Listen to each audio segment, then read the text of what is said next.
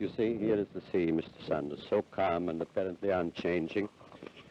And yet it is part of my new conception about the nature of the world at this same sea. Many times in the past history of our Earth has rolled over the surfaces of the land masses, sweeping away all life and vegetation and eventually returning again to its former bed. This is the part of the biblical theory of the flood and the theory of people of other races.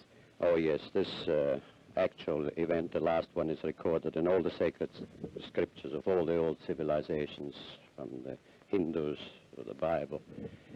Mr. Foster, before we go on with that, you've made a number of predictions, scientific predictions, which you claim have come true. Now, what are those predictions, and how do you make this claim? Well, they are all based on the new notion that the physical invariance principles of contemporary science are invalid. And I stated this first in a manuscript reviewed in Australia in 1954. And the validity of this statement was confirmed finally last year at Princeton when the principle of time reversal invariance was found to be invalid. Well, who accepts the fact that you have made these predictions accurately? Well, the facts as such are undeniable and must be accepted because they're documented.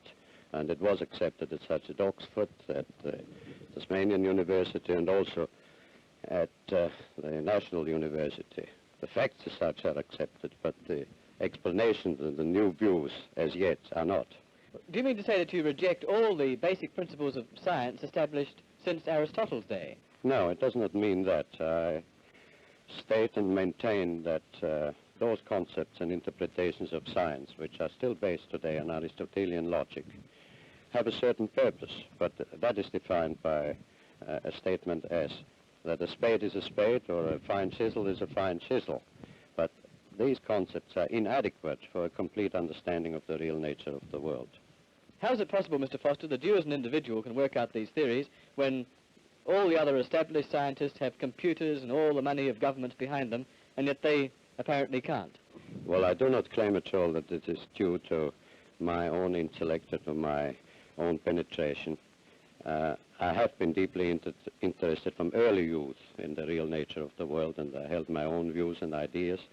But many years ago, about 14 years ago, when I was challenging one of the fundamental conventional principles of science, I had a definite inspiration, not knowledge as such, but an indication and a guidance which I followed and which I worked very hard to evolve into a new structure of understanding. Inspirations are related to thoughts of genius. Do you think or consider yourself to be a genius? No.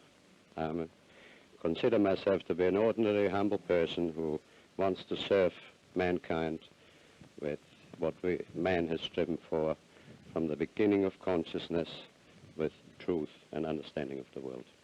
Well, now, one thing, you have a theory about the moon, and we expect to be able to get observable facts about the moon fairly soon. What is your theory?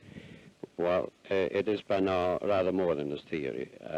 10 or 11 years ago, I stated to various scientists that the moon is not a piece of rock, but it is a plasma phenomenon, cosmic plasma, and that this fact will eventually be confirmed. I made certain predictions which were already confirmed in 1958, and the situation now is coming close to a complete confirmation.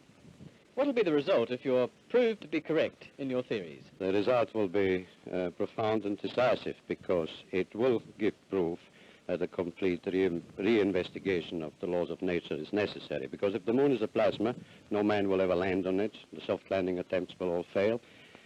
That means that the mass of the moon is less, far less, than is currently assumed. It's in a different state of energy, and it has far less mass. That means there is no more explanation for the tides. If the moon, for example, had only 1,000th part of its current mass, then the tides would only be 2 inches high under conventional theories instead of sometimes 14 feet. And that means that if it is proved that the moon is a plasma, then all gravitational theories are out, and a new concept of the cosmos and of its laws has to be evolved. Aren't you being a bit adventurous, though, because you know that we're going to be able to test out your theories on the moon fairly soon? Well, not anymore. 11 years ago, of course, it was rather taking a risk. I was considered a lunatic, of course. But by now, the evidence, accumulated evidence, is already so much in my favor and I'm not taking any risks anymore. On the contrary, there is scientific views expressed all over the world now that the moon seems to be of a quite different nature of what was assumed. But the Americans and Russians are thinking of landing men on it. Well, that will never happen. Not on the moon. On Mars, on Venus, on other planets, yes, but the moon is definitely, as I assert, a plasma. Isn't there a slight contradiction? You mentioned the moon and the tides, Mr. Foster, and at the earlier part of the interview you talked about the tides sweeping over the Earth.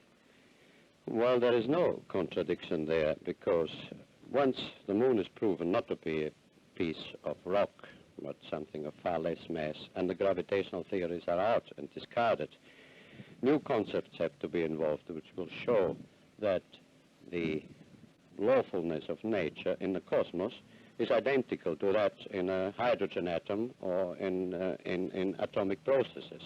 And when this is understood and worked out in full, it will be found that the physical processes of the Earth are quite different in geophysics of what is present assumed, and that lawfully in certain periods, mostly during the ice ages, which occur every 200 million years, and there is a reason for that, the axis of the Earth suddenly tilts over.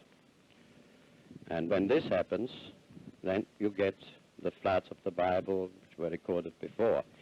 The tides, the ordinary everyday tides have an explanation, even if the moon had almost no mass at all, because they are field effects. They're induced by cosmic pressures which exist in the field of our solar system.